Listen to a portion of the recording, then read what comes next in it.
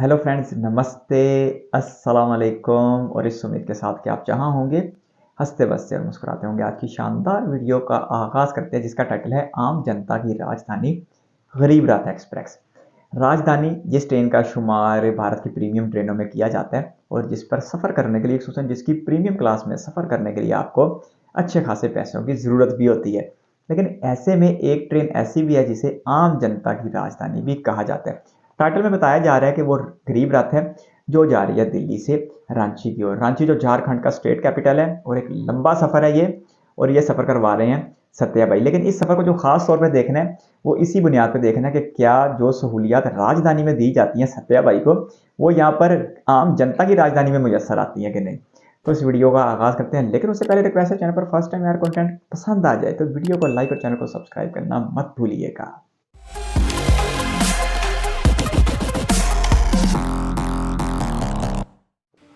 दोस्तों, एक खूबसूरत सी गरीब रथ तो आप लोगों ने कई रूट में देखी होगी और आज हम लोग सफ़र करने वाले हैं नई दिल्ली से रांची की ओर, जो कि बेहद ही खूबसूरत सफ़र है।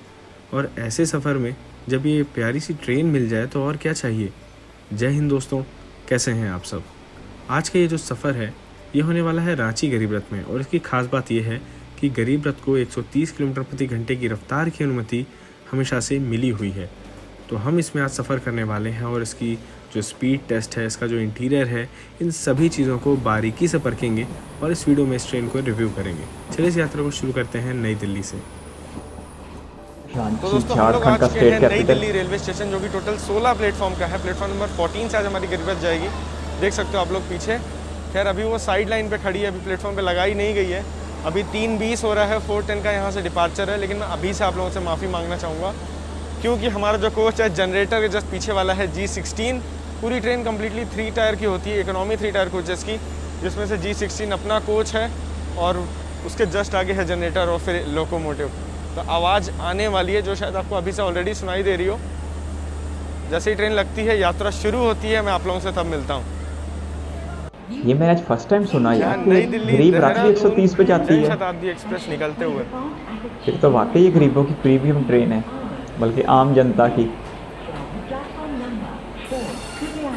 क्योंकि राजधानी, शताब्दी, दुरंतो, तेजस ये ट्रेन है 130 वाली। और दूसरी तरफ वहाँ पे डिब्रूगढ़ राजधानी खड़ी हुई है, जो कि हमारे बाद चलेगी।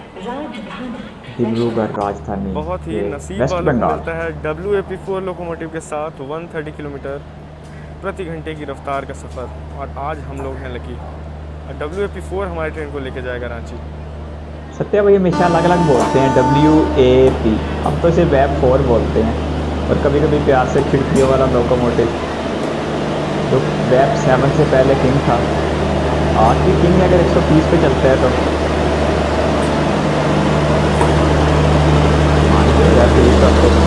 अब बाकी देखते हैं तो मीटर भी दिखाता है कि नहीं।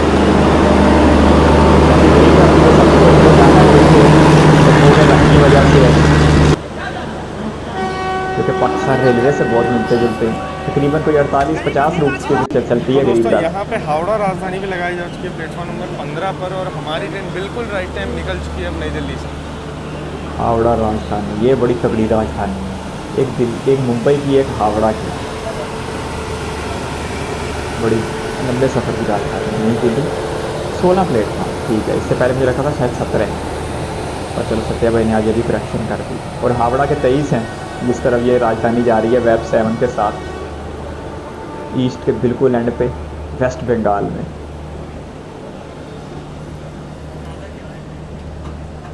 बाकी अब कुछ सत्या भाई भी बताएंगे। मैं बोलता रहा, मैं तो फिर रांची तक रेलवे के ऊपर बोलता ही रहूँगा जितना का मैं इससे मुतल्लिक देख चुका हूँ। और किस्मत की बात है कि आज WAP4 लोकोमोटिव के साथ हम लोग यात्रा करने वाले हैं। अच्छा, WAP4 के साथ सफ़र करना किस्मत की बात है सत्या भाई के लिए। ठीक है भाई। नई दिल्ली से हमारी ट्रेन के साथ साथ छूटी GT एक्सप्रेस यानी ग्रैंड ट्रंक एक्सप्रेस, जो कि नई दिल्ली से चेन्नई सेंट्रल के बीच में चलती है।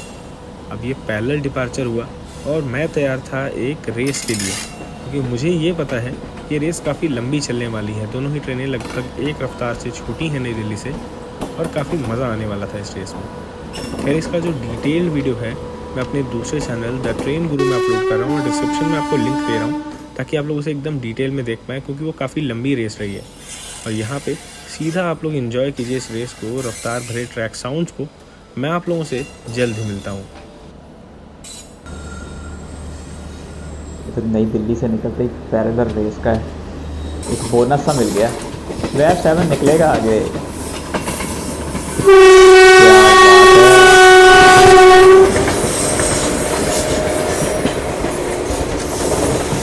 वेब 4 अभी वेब 7 को नहीं पकड़ सकता।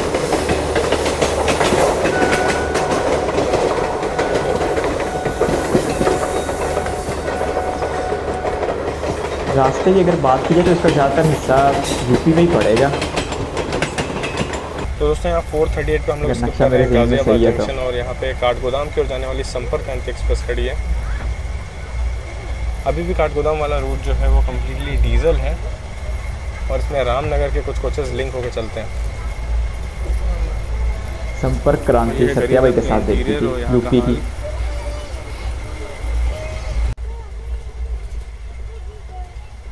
सही है यार, 122-23 तक तो पहुंच चुकी है। अब गाजियाबाद पार करते करते ही हमारी ट्रेन ने 130 किलोमीटर प्रति घंटे की रफ्तार को तो छू ही लिया था। अब बारी है एक ताबड़तोड़ रफ्तार से अलीगढ़ स्टेशन को पार करने की। चलिए देखते हैं अलीगढ़ का स्किप। यूपी में है गाजियाबाद भी, अलीगढ़ भी। तो इतना करीब है दिल्ली से। हाँ यार, 130 के ऊपर स्टेशन। ये फिर आम जनता की राजधानी है, जो राजधानी के हज़ारों रुपये किराया फोन नहीं कर सकते या फिर वो चांद 100 में सफ़र करते हैं। बाकी अंदर प्रीमियम से नहीं होने वाली इतना पहले करते और दी गई करते हैं, लेकिन फिर भी अगर रफ्तार होती है वक्त यकीन बचता है और पैसे तो फिर सकते ही बचते हैं। तो दोस्तों गरीब रथ की जर्नी में हमारे साथ ट्रैवल कर रहे हैं अभिषेक भाई, जिनके चैनल का नाम है फ्लो व्लॉग्स। हेलो अभिषेक। हेलो। तो कैसी रही गरीब रथ की जर्नी, कैसी लग बहुत रही ही है? अच्छी जर्नी चल रही है। 130 एक्शन पे चली जा रही है। बस थोड़ी कंजेस्टेड है क्योंकि इसमें 78 सीट्स हैं, और लेकिन एसी बहुत दमदार है। और मिडिल बर्थ से कोई दिक्कत हुई क्या? मिडिल बर्थ हाँ, अभी तक तो फिलहाल कोई दिक्कत नहीं हुई है, लेकिन पैसेंजर्स जो है काफ़ी कंजेस्टेड है। और हमारे बगल में एक छोटे से बच्चे बैठ रखे हैं, तो अभी तो दिक्कत है नहीं। बाकी अलीगढ़ अभी हमने स्किप किया है और बेहद ही तेज़ रफ्तार में किया है। अच्छी रफ्तार में निकली थी यार। और वैसे हम लोग जैसे आए तो मिडिल वगैरह खुली हुई थी, तो देख के डर लग गया कि कैसे एडजस्ट करेंगे, लेकिन ये रात में ही खुलने वाली है। तब तक हम काफ़ी कुछ आपके लिए कवर कर लेंगे। कानपुर निकल जाएगा, तो कुछ समय में हम लोग पहुंचने वाले हैं। अभी टूंडला स्किप करने वाले हैं। आप लोग देखिए टूंडला स्किप। मैं आप लोगों से जल्दी मिलता हूँ। अब देखते ही देखते हम लोग टूंडला जंक्शन को स्किप तो कर ही रहे हैं, लेकिन मैं आप लोग को बता दूं जिन लोगों को जाना है भाई आगरा की ओर, आपको टूंडला जंक्शन में उतरना पड़ेगा। अब हमारी गरीब रथ ट्रेन का तो स्टॉप खैर यहाँ नहीं है, पर आपकी जिस ट्रेन का यहाँ पे स्टॉप है आप उससे उतर सकते हैं और आगरा की ओर अपने सफ़र को पूरा कर सकते हैं। कई डायरेक्ट ट्रेन्स भी हैं जो कि आपको आगरा तक छोड़ेंगी, लेकिन अगर टिकट्स नहीं मिलते हैं तो टूंडला तक आकर के भी आप अपने सफ़र को पूरा कर सकते हैं। सबसे तेज़ ट्रेन रूट है पूरे भारत का, सेक्शन 1 से दिल्ली से आगरा। तो इसका मतलब है कि यहाँ से आगरा की रास्ता अलग हो जाएगा।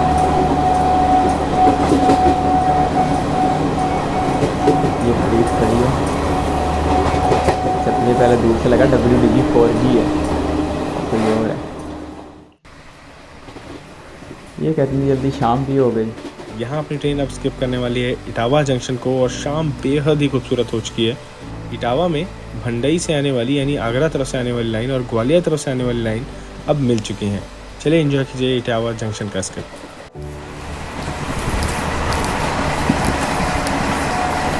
आप इसको थोड़े थोड़े जैसे आगे कहीं झारखंड स्टेट में ज़्यादा हो तो कह नहीं सकते, जैसे संपर्क क्रांति हो जाए या वंदे भारत हो जाए, जिस रियासत के लिए चलाई जाती है दिल्ली से, वहाँ पर उसके स्टाफ ज़्यादा होते हैं उस रियासत के। क्या गरीब रथ के साथ भी ऐसा होता है। यूपी भी खूबसूरत शाम आज एक अच्छा लग रहा है वाकई यार। रफ्तार को लेके तो राजधानी है, और ये पहली आम जनता की चली थी तो AC वाली थी। हालांकि जो अब चलाई गई है तो दोस्तों 8 अमृत भारत का में टाइम था और यहाँ पे 8:40 पे हम लोग पहुँच चुके हैं Kanpur Central. Kanpur world's largest interlocking system है कानपुर सेंट्रल में। 1930 में ओपन हुआ था और 10 प्लेटफॉर्म पे रेलवे स्टेशन है। अच्छा फिर तो इसका मतलब लखनऊ भी आपको ज़्यादा दूर नहीं है।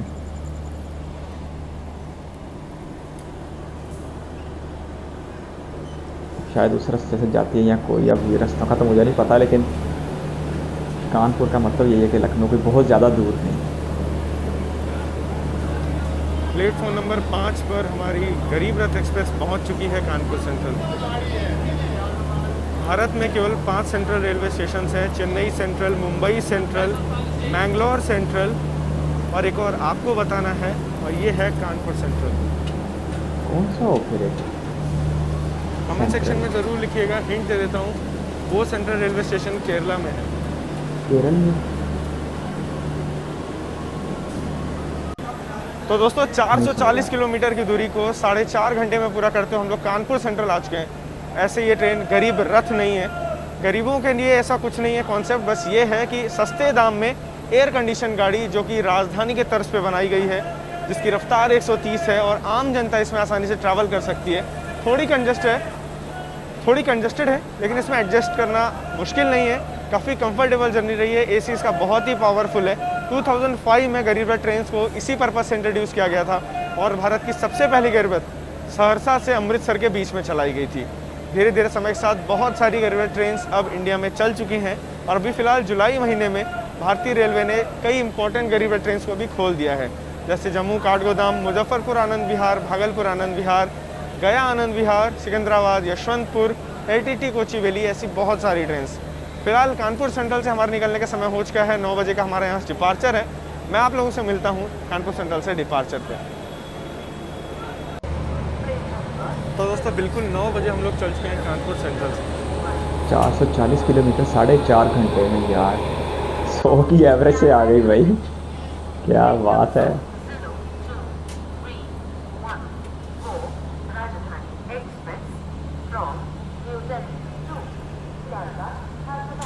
केरल में कौन सा सेंट्रल स्टेशन है? 4 नंबर पे सियालदह राजधानी आ चुकी है, 3 नंबर पे डिब्रूगढ़ राजधानी आ चुकी है और हम लोग थोड़ा लेट निकले हैं आज कानपुर से। डिपार्चर के बाद शायद चेन पुल हुई थी, इसलिए हमें रोक दिया गया था। हावड़ा, सियालदह, कलकत्ता आसपास ही और हब है इंडियन रेलवे का।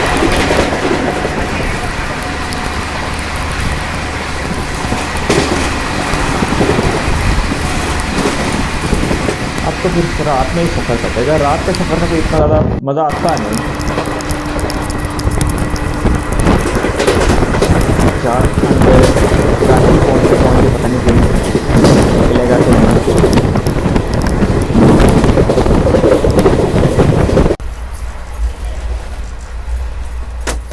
ये अभिषेक भाई ने अपनी मिडिल बर्थ खोल ली है रात में सोने के लिए। साइड में भी मिडिल बर्थ, गरीब रथ का सीक्रेट।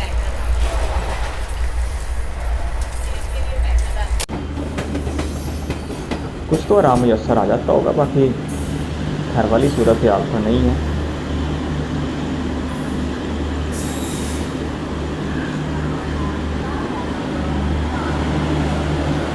प्रयागराज बड़ा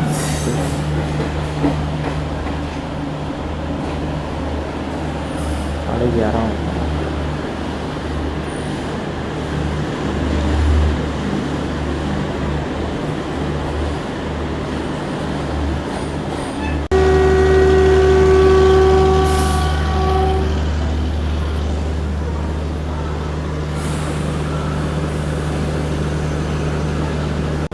दोस्तों इस चीज़ का आप लोग को भी ध्यान रखना है, ट्रेन का प्रयागराज में मात्र 2 मिनट का स्टॉप ही है।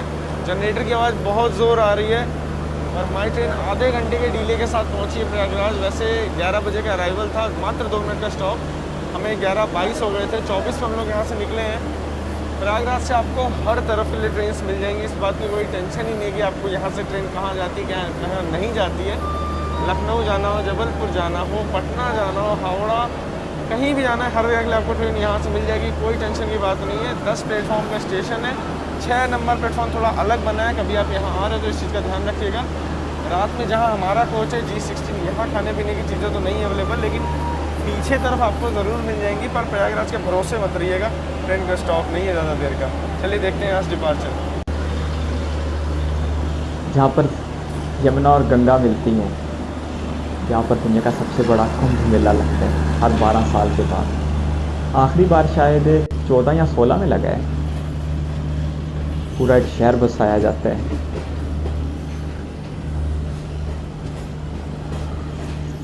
और इसके बाद ये फिर दरिया एक हो जाता है और आगे फिर वेस्ट बंगाल तक जाता है। वेस्ट बंगाल के बाद बांग्लादेश में पद्मा रिवर के नाम से जाना जाता है और फिर खलीज बंगाल में समुंदर बुर्द होता है। और स्टार्ट कहाँ से होता है ये गंगा?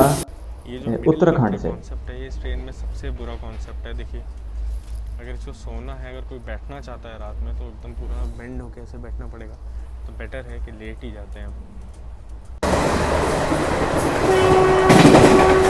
आम जनता की राजधानी है, खास जनता वाली तो सहूलियात हो नहीं सकती, लेकिन रफ्तार को लेकर तो इसका मुकाबला है। बाकी जिसने कई गुना कम किराया भरा है उसे इस चीज़ का एहसास होना चाहिए। चलें कोई नहीं, अगर बचा था तो फिर कंप्रोमाइज़ भी है। बाकी ऑप्शन की कोई कमी नहीं है भारतीय रेलवे में, एक से एक ऑप्शन है। 5-5 हज़ार रुपया राजधानी का टिकट।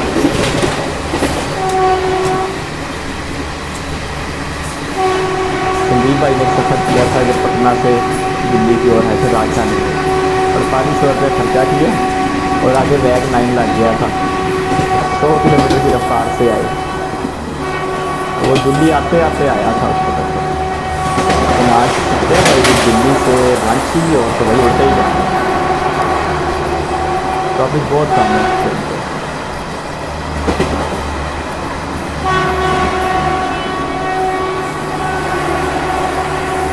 काफ़ी बड़े स्टेशन रेल मिलती है और प्रयागराज में सिर्फ 2 मिनट का हॉल्ट है। बाकी बाहर का कुछ भी दिखाई नहीं दे रहा। शायद अगली मॉर्निंग को नज़ारा देखने को मिल जाए अगर रांची ना आया हुआ तो। मिर्ज़ापुर के बाद अगला जो स्किप होने वाला है वो है चुनार जंक्शन। चलिए देखते हैं। अब मिर्ज़ापुर से जिस रफ्तार से हम लोग आए थे वो तो खैर यहाँ देखने को नहीं मिली, पर धीरे धीरे हमारी ट्रेन अब चुनार जंक्शन पहुँच चुकी है। चुनार से एक और रास्ता जाता है रांची की ओर, जो कि एक डिफरेंट लाइन है। वो आप लोग को कमेंट सेक्शन में लिख करके बतानी है, लेकिन कोशिश करेंगे कि जल्द ही उस लाइन को भी कवर करें हम लोग। खैर यहाँ पे आप लोग देख सकते हैं कि हमें अब ग्रीन लाइट दिखाई जा रही है और हमारा जो सिग्नल है वो भी ग्रीन है, पर मुझे ये समझ में नहीं आया कि ट्रेन धीरे क्यों निकली यहाँ से। पर कोई बात नहीं, इसी बहाने चुनार जंक्शन हमें काफ़ी आसानी से देखने को मिल गया, वरना गरीब रथ जिस हिसाब से जितनी तेज़ी से स्टेशन को स्किप कर रही है, चीज़ें देख पाना मुश्किल हो रहा है आज। और ICF 130 की स्पीड एंजॉय करना एक अलग ही मज़ा है। अब LHB ट्रेन तो कई सारी 130 की रफ्तार में चल रही हैं, पर ICF के कोचेज़ या तो राजधानी में थे, या तो गरीब रथ में, या तो युवा एक्सप्रेस में, जिनकी जो रफ्तार है 130 अब जल्द ही आपको नहीं देखने को मिलेगी, क्योंकि ये कोचेज़ अब पुराने होते जा रहे हैं और समय के साथ लगभग 1-2 साल में ये कोचेज़ कम्प्लीटली अब भारतीय रेलवे से हटा भी दिए जाएंगे, जैसे पुरानी राजधानी के साथ हुआ। गरीब रथ तो काफ़ी अच्छी ट्रेन है, मतलब इसे कंटिन्यू करना चाहिए और आपको LHB में भी जल्दी गरीब रथ के कोचेज़ देखने को मिलने वाले हैं। खैर धीरे धीरे हम लोग निकल चुके हैं अब यहाँ से। चलिए देखते हैं पंडित दीनदयाल उपाध्याय में अपना अराइवल। मुश्किल नाम बता रहे हैं कि बिहार या झारखंड अब करीब करीब ही हैं। झारखंड बिहार से ही लग तो गई दोस्तों यहाँ 1:12 का हमारा टाइम था और 1:07 का हम लोग पहुँच चुके हैं पंडित दीनदयाल उपाध्याय जंक्शन, यानी हमारे पुराने मुगल सराय। ICF कोचेज अब खत्म होंगे, LHB कोचेज अब चलेंगे, जिनकी कैपेबिलिटी या सलाहियत 120 के ऊपर बड़ी आसानी से चलने की। बस ट्रैक को अब बेहतर करने की ज़रूरत है, जिसके ऊपर अब सुना है कि काम जारी है। किनको? अच्छा ओ संदीप भाई, ये किधर आज उतरी पड़े हैं? ये आधी रात हमारे संदीप भाई। हाँ जी, तो दोस्तों हाँ आप जी, लोग को बता संदीप दिया। भाई से तो कल सुबह मिलाऊंगा, लेकिन पंडित दीनदयाल उपाध्याय के बारे में बता दूं कि 1862 में स्टेशन को खोला गया था। 8 प्लेटफॉर्म का है। यहाँ से गया की ओर लाइन गई है, पटना की ओर लाइन गई है और आपने देखा होगा कि मालवीय ब्रिज पार करते हुए वाराणसी के लिए भी लाइन गई हुई है। हम लोग बढ़ जाएंगे अभी गए लाइन की ओर और सिग्नल हमारा ग्रीन हो चुका है। चलने के लिए तैयार हो जाइए। बिल्कुल राइट टाइम हमारी गरीब रथ यहाँ चलने वाली है। आपको स्टेशन में खाने पीने की कोई भी दिक्कत नहीं होगी स्टेशन में। तो दोस्तों यहाँ बस हम लोग चल चुके हैं पंडित दीनदयाल उपाध्याय जंक्शन से। मैं आप लोगों को बता ही रहा था कि खाने पीने की आपको कोई भी दिक्कत होगी नहीं यहाँ पे स्टेशन में। और लिटरली यहाँ पे हर सीज़न में फल वगैरह आसानी से मिल जाते हैं। खाना पीना 24 घंटे आपको मिलता रहता है। बहुत बड़ा स्टेशन है, सूरत का इम्पोर्टेंट स्टेशन है। और हमारी ट्रेन भी अभी यहाँ चल चुकी है। और जो हेडलाइट आपको दिख रही है वो है डिब्रूगढ़ राजधानी की, जो कि हमारे जस्ट पीछे पीछे आ रही है। डिब्रूगढ़ असम नहीं, वेस्ट बंगाल। तो दोस्तों फिलहाल काफ़ी रात हो चुकी है, अभी के लिए सो जाते हैं। कल सुबह आप लोगों से मुलाकात होगी रांची के पहले खूबसूरत नज़ारों के साथ। अभी के लिए गुड नाइट। हाँ तो दोस्तों वीडियो काफ़ी लंबा हो चुका है, मानता हूँ इस बात को। और मिलूंगा आप लोगों से इस जर्नी के अगले पार्ट में, जहाँ पे आप लोग रांची की सुंदरता को एक्सप्लोर करने वाले हैं, जो घाट सेक्शन आप मेरे साथ एक्सप्लोर करने वाले हैं। फिलहाल ये वीडियो कैसा लगा कमेंट सेक्शन में ज़रूर लिखिएगा। ये जो वीडियो था ये था तेज़ रफ्तार के लिए। अगले वीडियो में काफ़ी स्वादिष्ट खाना देखेंगे आप लोग रांची का, और जो रूट है उसका, और साथ ही साथ जो घाट सेक्शन है उसे एंजॉय करेंगे। उम्मीद करता हूँ वीडियो अच्छा लगा होगा। वीडियो अच्छा लगा तो इसे लाइक और शेयर ज़रूर कीजिएगा। मैं आप लोगों से मिलूँगा जल्दी इस जर्नी के अगले पार्ट में, और वहाँ हम लोग काफ़ी नई चीज़ें एक्सप्लोर करने वाले हैं। तब तक आप लोग अपना ख्याल रखिएगा। और इंस्टाग्राम में मुझे फॉलो करना चाहते हो तो कर सकते हो, द ट्रेन गुरु। कुछ अपडेट्स वहाँ भी मैं अपनी जर्नी की शेयर करता हूँ। मिलते हैं जल्दी, तब तक के लिए जय हिंद दोस्तों। चलती गाड़ी में से ही उतार दिया सत्या भाई ने। नज़ारे जब शानदार हुए तो इधर भी घाट सेक्शन पड़ता है। ईस्ट का घाट सेक्शन कितना शानदार है।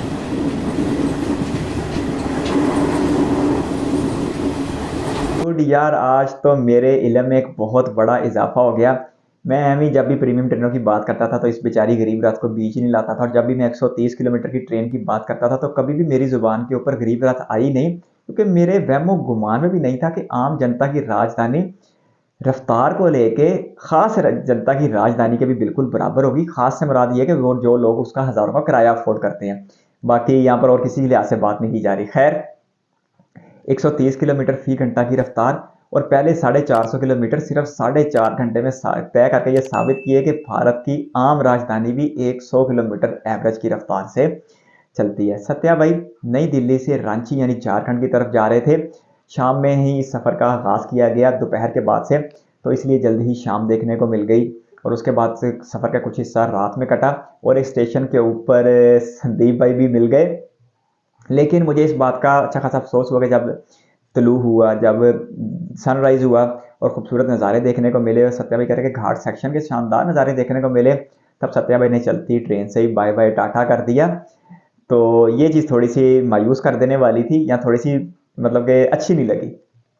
बाकी जो चीज़ अच्छी लगी वो इसकी 130 किलोमीटर की रफ्तार थी। और आइंदा जब भी मैं नाम लूँगा ना, राजधानी, दुरंतो, शताब्दी, तेजस, अगस्त क्रांति, तो फिर मैं यकीनी तौर पर अब गरीब रथ का भी नाम लिया करूँगा। गरीब रथ भी 130 किलोमीटर पे जाती है, किराए को भी लेके अच्छी खासी है। क्योंकि मैंने पिछले दिनों एक सफ़र देखा संदीप भाई का पटना से दिल्ली की ओर, वो उन्होंने 4,800 रुपये की बड़ी रकम खर्च की है।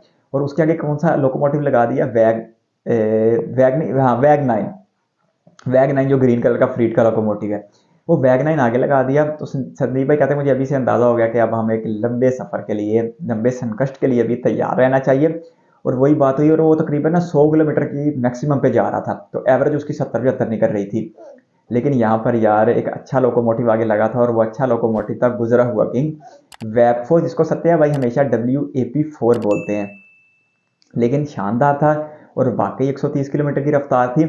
छोटे स्टेशनों को ट्रेन जो है वो स्किप कर रही थी, हालांकि बीच में अच्छे नामवर स्टेशनों को भी स्किप कर रही थी, लेकिन जो बहुत ही तगड़े स्टेशन थे उनके ऊपर ट्रेन रुक रही थी। और मुंबई और वो बता रहे थे कि सेंट्रल भारत में 5 रेलवे स्टेशन जो सेंट्रल की हैसियत रखते हैं। एक तो कलकत्ता, चेन्नई बता रहे थे, एक मुंबई बता रहे थे, एक ये कानपुर का था, एक शायद कलकत्ता बता रहे थे, और 5वां बता रहे थे वो केरल वाली साइड पे कहीं है। वो मैंने कभी केरल वाली साइड के में किसी सेंट्रल का नाम नहीं सुना। खैर होगा अगर कह रहे थे। बाकी प्रयागराज में सिर्फ 2 मिनट का हॉल्ट था। लेकिन जब शानदार नज़ारे शुरू हुए, क्योंकि उस वक्त तो ज़्यादा सफ़र का जो हिस्सा है वो रात में कट रहा था, और जब शानदार नज़ारे सनराइज़ के साथ शुरू हुए हरियाली के, घाट सेक्शन के, खूबसूरती के, तो उस वक्त सत्या भाई ने कहा कि अगले पार्ट में देखेंगे।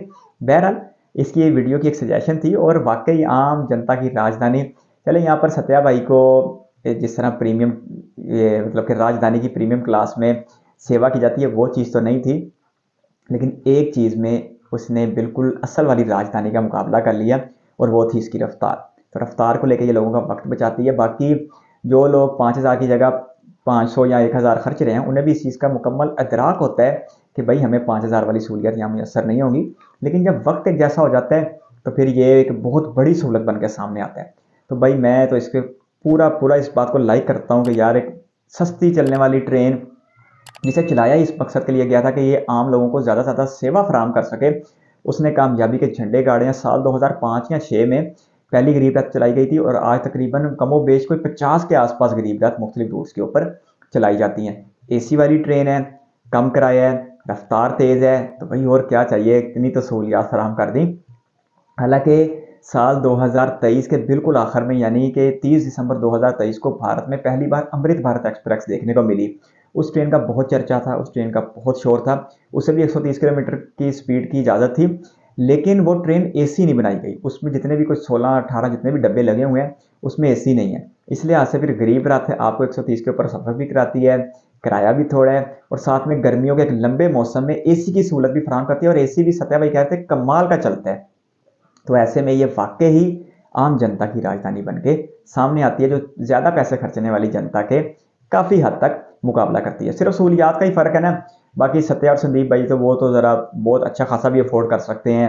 अब उनकी तरह हर करोड़ों भारतीय तो ऐसा अफोर्ड नहीं कर सकते, लेकिन जब वक्त बराबर हो जाए तो फिर यकीनी तौर पर यह चीज़ बहुत बड़ा प्लस पॉइंट बन के सामने आती। तो कमाल की सजेशन थी और हमारे प्यारे सत्या भाई के साथ ये जर्नी थी, देख के अच्छा लगा। हाँ, तोड़ रांची तक जाते मुकम्मल सफ़र करते तो फिर ज़्यादा अच्छा लगता है, झारखंड के स्टेट कैपिटल तक, भारत के दारुल हुकूमत नई दिल्ली से। अगर आप एक रेल फैन हैं तो इस चैनल को सब्सक्राइब कर लें। इस चैनल के ऊपर एक लंबा कंटेंट मौजूद है इंडियन रेलवे को लेके, आने वाले दिनों में भी आता रहेगा। आप अपनी सजेशन का सिलसिला जारी रखिएगा। हम बहुत जल्द इस उम्मीद के साथ मिलेंगे जब हम अगली बार मिलें। आप इसी तरह हंसते बसते और मुस्कुराते अपना बहुत सारा ख्याल रखिएगा और इस वीडियो कीमती वक्त देने के लिए आपका बहुत बहुत शुक्रिया।